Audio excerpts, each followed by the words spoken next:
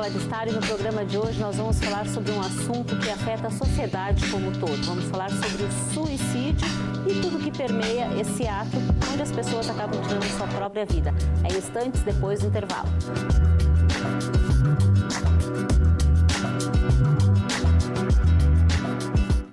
Novo ensino médio. Quem conhece, aprova. Eu escolho o que eu vou estudar? Então é claro que eu aprovo. Minha vocação? Sim, eu aprovo. Eu quero. Eu aprovo. Com o novo ensino médio, você tem mais liberdade para escolher o que estudar, de acordo com a sua vocação. É a liberdade que você queria para decidir o seu futuro. Quem conhece o novo ensino médio, aprova. Acesse o site e saiba mais. Ministério da Educação, Governo Federal, Ordem e Progresso.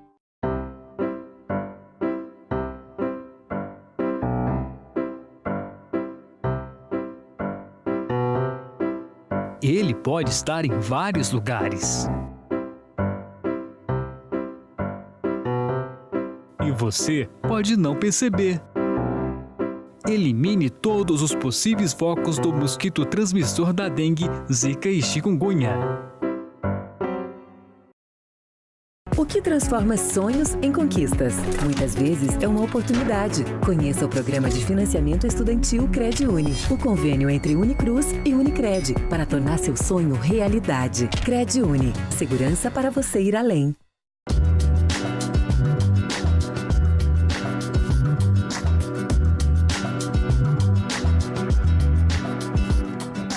Comigo sobre este assunto, eu recebo aqui no estúdio da Unicruz TV o psiquiatra Bruno Guidolin. Seja muito bem-vindo ao programa, Bruno. Obrigado.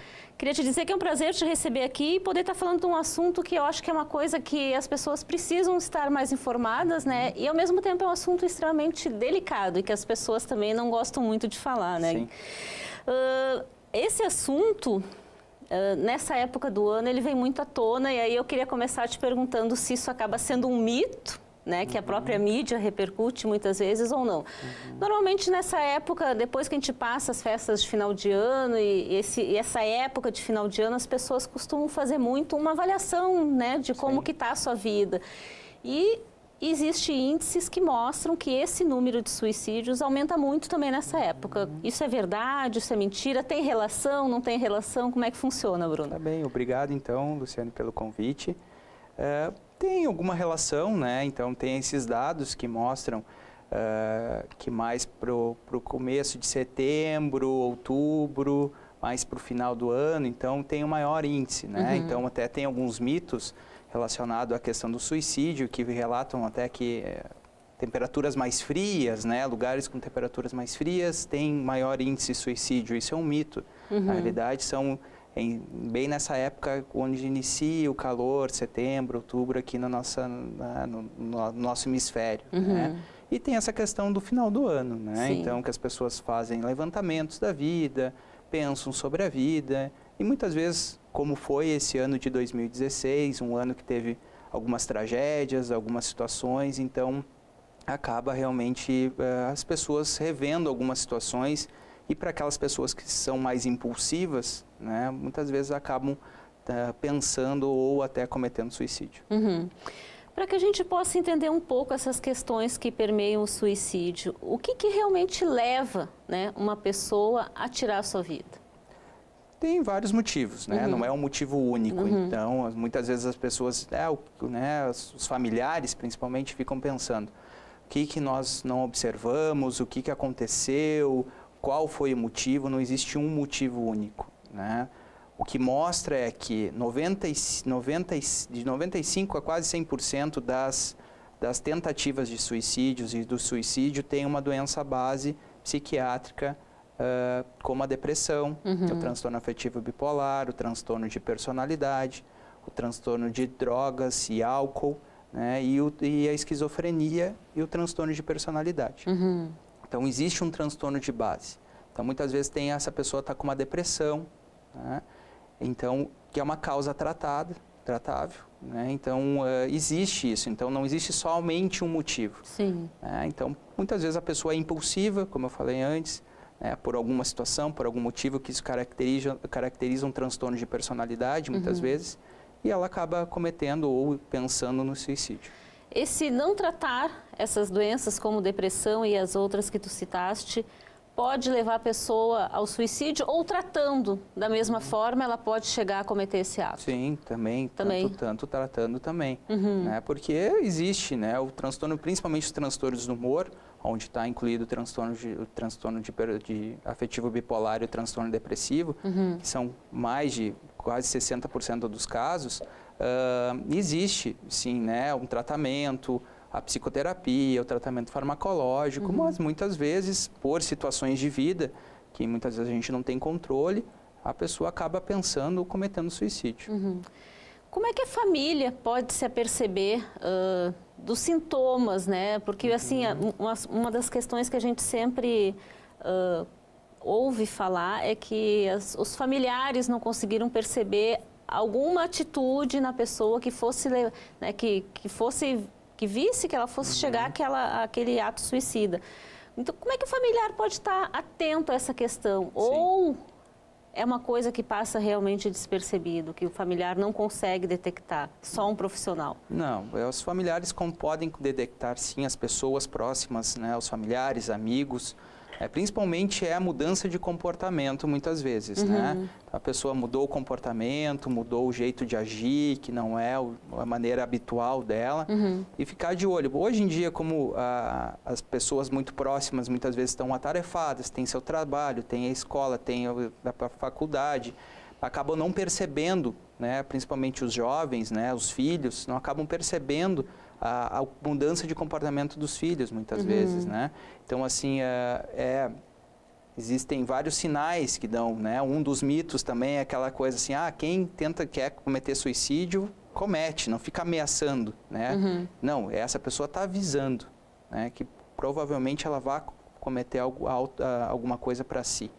Então, principalmente as pessoas que falam que não vê mais razão para viver, que é um peso para a família, né, que não tem mais razão para viver. Isso são sinais, mesmo que daqui a pouco de boca para fora, como a maioria da população fala, sim, a gente tem que ficar de olho nessa pessoa. Tem que ficar atenta, né? É importante. E principalmente ouvir essa pessoa.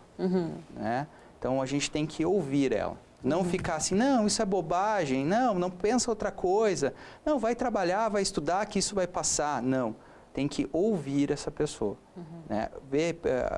Nós percebemos que não é medicação, não é muitas vezes o profissional, o primeiro momento é com o familiar. Afetivo entre família. Exatamente, que depois, num segundo momento, se procure um profissional que possa ajudar. Mas no primeiro momento é ouvir, né, a pessoa próxima ser ouvida, né, a pessoa que pensa no suicídio ser ouvida. E que ela descarregue aquilo, que jogue para fora, que muitas vezes é uma preocupação, uma briga com o namorado, a namorada, com o familiar, com o amigo, problemas financeiros. Então que ela descarregue, jogue um pouquinho, ouça. Então ouça essa pessoa. Sim. E daí depois procure realmente um profissional que possa ajudar tanto essa pessoa quanto os familiares também para lidar com essa situação. A gente percebe nesses últimos anos, doutor Bruno, o aumento do número de suicídio entre jovens. O que vem acontecendo, né, com o comportamento desse jovem, na vida desse jovem, para ele chegar a esse ato? A gente vem observando realmente esse número aumentado, né, e tem cada vez mais o número, a porcentagem de tentativas cada vez é maior. Né? O jovem é o que mais tenta suicídio, então entre os 15 a 29 anos é o número onde tem mais tentativas de suicídio. Né? Cada 20 tentativas, tem um suicídio no jovem. Então é um número bastante elevado de tentativas. O adolescente é muito impulsivo, né? Então assim, isso não mudou nas nossas gerações, né? Então é muito imaturo, não sabe lidar muito bem com problemas, com situações, né? E acaba tentando suicídio, né? Então a gente vê isso. Só que uma coisa que tem acontecido hoje realmente é a questão do bullying, né? Na minha época já tinha também, mas hoje a gente sente, principalmente pelo cyberbullying, que eles não estão nem protegidos, nossas crianças e adolescentes não estão nem protegidos dentro da própria casa. Sim. Porque tem acesso ali ao Facebook, o e-mail, né, mensagem, WhatsApp, então eles estão sofrendo bullying na própria casa, mesmo longe do que normalmente era na escola, na rua, né? Então a gente sente isso que é a maior, principalmente por causa do bullying. E claro, pela questão muitas vezes de exigências de casa, exigências da sociedade, da questão da orientação sexual, que está muito também, né? Hoje em dia está muito... Os adolescentes estão muito pensando sobre isso. Sim. Então, tem vários conflitos nessa idade que muitas vezes remetem a, bom, não tem mais solução, né? Não tem mais, então é melhor me matar, é melhor eu pensar no suicídio. Isso pode ser um reflexo desse desajuste que as famílias vêm vivendo nessas últimas décadas, porque o que se percebe é assim, que hoje as famílias transferem muito a responsabilidade do educar para a escola. Sim. Né? Há 2 décadas atrás, isso não existia praticamente, né? E de uma década para cá, isso é muito forte, porque o ritmo de vida dos pais aumentou, os compromissos aumentaram. Então, o que acontece? A criança vai para a escola e se transfere muito essa responsabilidade do educar para a escola. E muitas vezes, né, papéis que seriam dos pais, que a escola não cumpre, ficam uma lacuna aí no meio desse adolescente que se sente, eu acho que, meio perdido, né? Sim. Eu acho que sim, eu acho que com a vida corrida de hoje em dia, a questão da tecnologia cada vez mais, então, né, eles têm acesso a muita informação, a questão de eles querem para ontem, né? Então, assim, foi transferido isso e nossos professores estão tendo dificuldades disso também. Questão, né, de muita sobrecarga com vários alunos, ganhando muito pouco, né? Então, eles não estão sabendo lidar muito bem com essa geração também, né? E com certeza os pais também não estão lidando bem com isso né, eles passam a maioria do tempo na escola, então eles passam responsabilidade para a escola. E, na realidade, a questão da educação é bem de casa. Sim, a questão do aprendizado é da escola. Claro. Né? Então, não dá para se mudar papéis. Né? É preciso que esses papéis fiquem cada vez mais definidos e que recebam a atenção necessária. Sim, a gente, como os profissionais, nós temos que tanto orientar os pais, como também os educadores, para que cada vez mais eles tentam entender, compreender e também identificar, né, os adolescentes, as crianças que estão com algum problema, alguma situação, para buscar um tratamento específico, né? Então, hoje tem, né, a questão do TDAH, do transtorno de déficit de atenção e hiperatividade, muitas vezes, que não sabem lidar muito bem, a questão do autismo. Então, a gente tem vários transtornos na parte do aprendizado, muitas vezes, que os professores não estão sabendo lidar também. Então, a gente tenta ajudar, né, tanto os pais como os professores. Sim. Tu falaste há pouco na questão do cyberbullying. Eu queria te perguntar se a questão das redes sociais, né, contribui para a questão do suicídio. Porque a gente sabe que hoje todo mundo tem acesso às redes sociais e ninguém quer ficar de fora das redes para não ficar excluído, né, dos seus meios.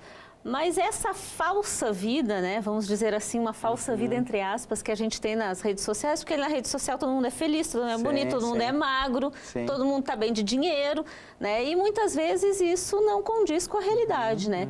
Isso pode contribuir em algum momento para que a pessoa cometa esse ato? Pode sim, né? Principalmente que hoje está acessível a todos, então a qualquer pessoa a gente tem acesso à informação dela, né, a fotos, aonde viaja, onde mora. Então, assim, a nossa vida tá muito exposta, né, e muitas vezes isso é um perigo. Né? Então, com certeza, a tecnologia tem um lado positivo, mas tem também, se mal usada, um lado negativo. Então, assim, usando o Google, muitas vezes, se colocar lá como cometer suicídio, vai achar informações, né? Hoje existem ferramentas, tanto no Facebook como no Google, quando são frases específicas, eles, em vez de mostrar o que realmente, eles colocam, por exemplo, o site do CVV, que é o Centro de Valorização à Vida, que é um número que aqui no Rio Grande do Sul é 188, que é ligações gratuitas, que são pessoas, voluntários que ouvem essas pessoas, que pensam em suicídio. Então, tanto no Facebook tem uma assim, né, você precisa de ajuda, né, um amigo pode simplesmente, quando vê alguma frase, alguma alguma foto, alguma coisa que, né, preocupe ele, manda uma mensagem instantânea para essa pessoa, e aí, né, pode ter a questão da conversa, do ouvir. Então, eu friso essa questão do ouvir, que é realmente o primeiro passo. Então, a tecnologia está aí para ser usada para o bem, né? Mas muitas vezes é usada para um lado ruim. E com certeza as redes sociais, como tu falou, né? A gente tem uma falsa impressão ali, né? E muitas vezes olhando amigos ou pessoas próximas ou pessoas que tem umas, né, que a gente sente uma inveja ou que sente alguma coisa, acaba tipo, não, mas e aí, né? Realmente essa vida feliz eu não tenho e muitas vezes comete suicídio. Sim, eu queria isso para mim. Exatamente. E não tenho. E não tenho. O não estar bem emocionalmente compromete ou não? Eu posso ter picos que eu estou bem, alguns momentos que eu não estou, porque isso acontece com todo mundo. Sim, sim. Né? E isso pode me levar a algum ato suicida ou não tem uma correlação? Não tem. Não. Assim, uma coisa que a gente tem que ter cuidado, que são duas doenças que vieram meio na moda, assim, que é o transtorno de déficit de atenção e hiperatividade na gurizada, né, nos menores, e a bipolaridade nos adultos. Né? Então, todo mundo é bipolar agora, né? Porque muda de humor rapidamente, é bipolar. Não é bem por aí. Então, a gente tem que ter cuidado, porque a mudança de humor muitas vezes é natural. Bom, a gente recebeu uma notícia triste, a gente vai ficar triste, irritado, para baixo. Bom, a gente recebeu uma notícia feliz, passou numa prova, né, teve alguma situação feliz, a gente vai ficar feliz. Então, a flutuação de humor é normal. É normal. Só que, muitas vezes, essa flutuação é muito brusca, né? Então, no caso de alguns pacientes que cometem suicídio, mas cometeu do além, assim, cometeu de uma hora para outra, não deu nenhum sinal, deu nada. Mas, muitas vezes, tem um motivo ali por trás, alguma razão, né? Ou vários motivos. Né? Então, isso a gente tem que ter cuidado, né? Sim. A questão é da mudança do comportamento, a gente tem que ficar de olho. Mudança do padrão, né? Quando o paciente, a pessoa muda o padrão de convívio, o padrão de se portar com os amigos, com os familiares, com os colegas de trabalho. Então, aí é que a gente tem que ficar de olho. Tem que ficar atento. A pessoa que comete suicídio, a família dessa pessoa que comete suicídio, normalmente ela fica com uma marca, né? Uma marca para o resto da vida e que é acompanhada pelas outras gerações. Quando a pessoa comete o suicídio, ela pode, em algum momento, estar pensando em penalizar essa família, né? Eu vou chegar a esse ato extremo e aí talvez eles nunca tenham dado bola, talvez a família nunca achou que eu fosse cometer isso, então agora eles vão se sentir culpados, eles vão se sentir penalizados com toda essa situação? Tem, principalmente transtornos de personalidade, que acontece isso, principalmente transtornos de personalidade borderline, que são pessoas que são mais impulsivas, que são mais agressivas, muitas vezes com si, com as pessoas próximas, né? Então, isso pode acontecer, né? Então, o suicida vai atingir diretamente de 7 a 8 pessoas, que são parentes próximos, né, pessoas próximas, e indiretamente, que são os amigos, quase mais de 30 pessoas. Então, deixa uma marca realmente esse ato suicida, e muitas vezes é para penalizar alguém, sim. Então, cometeu essa pessoa teve algum abuso por algum pai, parente, tio, ou, né, então teve alguma situação de agressão. Então, muitas vezes é para penalizar mesmo essa família. E deixa marcado, realmente deixa marcado. Isso pode levar a indícios de que alguém dessa família possa vir a cometer o ato ou uma coisa não tem relação com a outra? Não, tem, né? A gente vê que a questão do suicídio não é genético, a gente não pode deixar, né, falar a questão genética. Sim. É de história familiar, então pessoas que têm história familiar na família têm um maior índice, uma probabilidade maior de cometer suicídio, porque, como eu falei ali no começo, né, da nossa entrevista, existe um transtorno de base psiquiátrico, então, que são aí sim genéticos, né?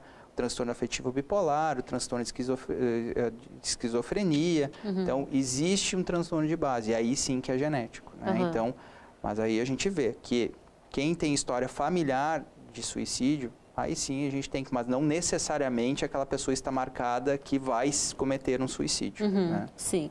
Para que a gente possa finalizar, doutor, em determinadas situações a gente percebe que quando as pessoas falam em suicídio, se liga muito a algum fracasso de vida, ou vida profissional, ou vida pessoal, da pessoa não conseguir manter um relacionamento por muito tempo, ou uma separação. Isso tem relação? Tem. Hoje em dia, cada vez mais, né? Então, a gente viu alguns casos agora até no Rio de Janeiro, em São Paulo, aqui também no Sul, né? De pessoas bem-sucedidas, né? Que tinham uma família, filhos. Teve um caso até emblemático no Rio, que foi muito divulgado agora em 2016, quando foi, que era um homem já com uma qualidade de vida boa e tal, e não deu certo a mudança e acabou matando a família inteira e se suicidando depois. Então tem essa questão da pressão social, da pressão de todos que têm que ter um bom desempenho, ter uma vida, né? Aí a gente entra com a questão das redes sociais, Sim. Então ter uma vida de conforto, de viagens, de felicidade. Então existe essa relação sim, né? Hoje em dia a gente está cada vez mais cobrando a questão de cobrança de cada vez mais ter melhor qualidades, né? Qualidades e aí sim, muitas vezes quando não tem isso, acaba pensando em suicídio. Tá certo. Doutor Bruno, eu queria agradecer muito a sua participação aqui no Sala de Estar. Acho que as suas contribuições foram importantes, né, para que a gente possa entender um pouco mais do assunto e poder também levar para o nosso telespectador um pouco mais de informação para que a gente saiba também lidar com essa situação e saber que é preciso falar, né? Sim, com certeza. É importantíssimo falar sobre o suicídio. Até em setembro nós temos o Setembro Amarelo, Sim. que realmente é o mês para falar sobre o suicídio. Mas a Associação de Psiquiatria aqui do Rio Grande do Sul implantou, na realidade, o Ano Amarelo. Então, em setembro, nós começamos o Ano Amarelo, que vai virar todo 2017. Então, que são profissionais da psiquiatria, do ramo da saúde mental, falando sobre o suicídio durante o ano inteiro. O ano inteiro. Promovendo sempre essas discussões que eu acho que é sempre importante. A prevenção. Né? A prevenção. Tá certo. A gente vai colocar aí no vídeo para vocês aí de casa o telefone do Dr. Bruno e o e-mail também. Quem tiver alguma dúvida, quiser entrar em contato, né? Com certeza. Para perguntar alguma coisa, a gente vai estar disponibilizando aí para vocês. E tem o 188, que é o número do CVV, né? CVV, que é o Centro de Valorização à Vida, que é aqui no Rio Grande do Sul é gratuito, né? Então, são voluntários que realmente estão à disposição para conversar, né, sobre a questão do suicídio, ter um espaço para essas pessoas. Até tem o site, né, que é o www.setembroamarelo.org.br, que é o site do CVV, que também fica à disposição para tirar algumas dúvidas também sobre o tema. Tá certo, então. Obrigado, doutor Bruno. Obrigado. O Sala de Estar de hoje vai ficando por aqui. Semana que vem a gente volta. Tchau, tchau.